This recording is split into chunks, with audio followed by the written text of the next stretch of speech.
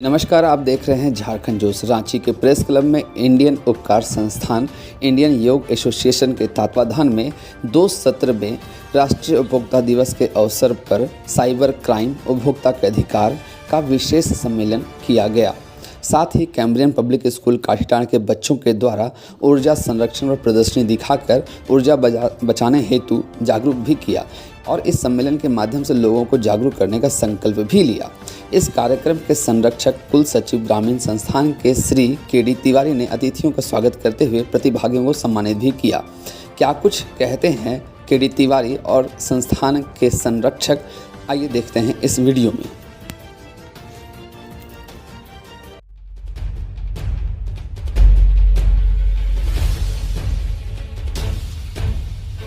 आज के कार्यक्रम के संदर्भ में बताइए। आज नेशनल कंज्यूमर डे है और इसके उपलक्ष्य में हम लोग चाहते हैं कि पूरे झारखंड में सभी युवाओं को जो कि कॉलेजेस से हैं, स्कूल से हैं, यूनिवर्सिटीज़ से हैं, वो अवेयर हों और जो एक्ट के तहत 2019 एक्ट है, इसका इंडियन कंज्यूमर प्रोटेक्शन एक्ट है 2019 के अनुसार सभी लोग इसमें अवेयर हों और अपनी सुरक्षा करें और भविष्य में जो है सो इन चीज़ों का इम्प्लीमेंटेशन जो है सो करें और हर एक स्कूल कॉलेजेस में एक क्लब हो, कंज्यूमर क्लब हो, जैसे लीगल लिटरेसी क्लब होता है उस तरीके का। ये उद्देश्य गवर्नमेंट का, उसी को प्रमोट करने के लिए हम लोग NGOs को, स्कूल्स को इनवाइट किए आज। दर्शकों को समझाएं कि उपभोक्ता को किन बातों को लेकर के जागरूक और संवेदनशील होना चाहिए। उपभोक्ता तो पहले ये समझ ले कि कौन है। लोगों का ये समझ है कि केवल इंडिविजुअल ही उपभोक्ता है, लेकिन ऐसा नहीं है। जैसे सेंट्रल यूनिवर्सिटी, ग्रामीण उपकार संस्थान या दूसरे जो सर्विस जो ले रहे हैं वो कंपनी, वो सब एंड यूजर जो भी हैं वो सारे कंज्यूमर्स कहलाते हैं और उनको अपने लिए जो है सो इनके 6 राइट्स हैं। जैसे राइट टू चॉइस है, राइट टू सेफ्टी है, राइट टू क्वालिटी प्रोडक्ट लेने का और राइट प्राइस में चीज़ों को ख़रीदने का। ये सब चीज़ों के लिए इसको आगे बढ़ाएगा। क्या आपको संदेश देना चाहेंगे आप मीडिया के माध्यम से? सभी वाइस चांसलर्स, प्रिंसिपल्स और डायरेक्टर कंज्यूमर अफेयर्स, जो directorate of consumer affair government of Jharkhand है, और जो इसके मंत्री हैं, वो सब से मेरा अनुरोध होगा कि जितने भी स्टेट के कंज्यूमर रिड्रेसल फोरम्स हैं, और चाहे वो डिस्ट्रिक्ट में हो चाहे स्टेट में हो, उसमें स्टेट और डिस्ट्रिक्ट में कहीं पे जज चेयरमैन के रूप में, रिटायर्ड जज चेयरमैन के रूप में बहाल हैं, कहीं पे नहीं है, कहीं खाली है।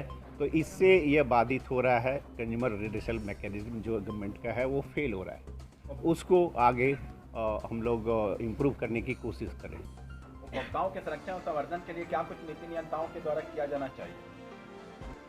जो पहले हमने बताया कि कंज्यूमर क्लब सभी स्कूल कॉलेज में होना चाहिए और लीगल लिटरेसी क्लब को अगर जोड़ करके कन्वर्जेंस ऑफ प्रोग्राम्स अगर उसमें चलाया जाए तो ज़्यादा बेहतर आउटपुट हम लोगों को सभी के लिए मिलेगा।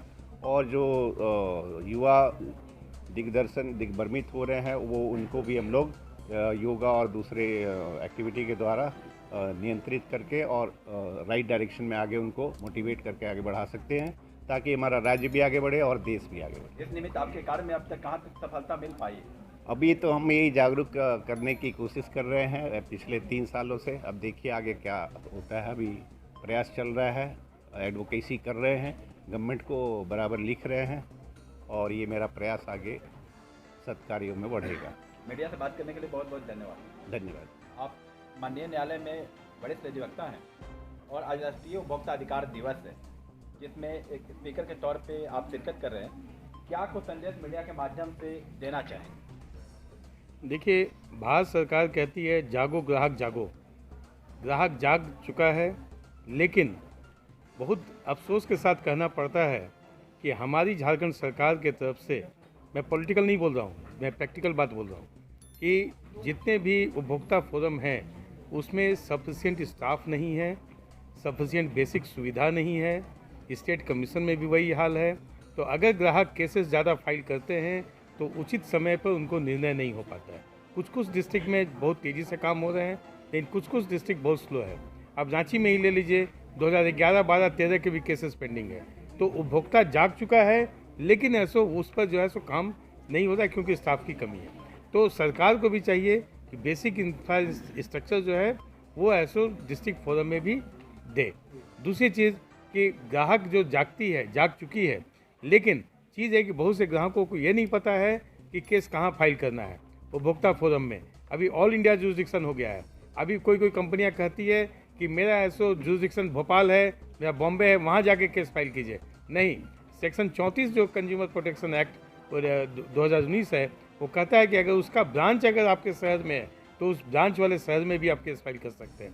तो ये जो सरकार को चाहिए कि कहाँ फाइल करना है, कैसे फाइल करना है, कितना इसका कोर्ट फी लगता है, इसका भी अवेयरनेस जो है समाचार पत्रों के माध्यम से, टीवी चैनलों के माध्यम से जनता को जागरूक करें। ऐसा करने पर जनता काफ़ी जागरूक जो है, लेकिन वो केस फाइल कर नहीं पाती है क्योंकि बड़ी बड़ी कंपनियां जो हैं लोगों को चीट कर रही है। तो मेरा यही कहना है कि सरकार भी जागे, जनता तो जागी। साइबर सिक्योरिटी पे, साइबर अवेयरनेस को लेके आपकी स्पीच चल रही थी, बिल्कुल, इंटरेक्शन भी काफ़ी था बच्चों का जी। तो इस पर क्या कुछ संदेश शॉर्ट में हमारे दर्शकों को देना चाहेंगे?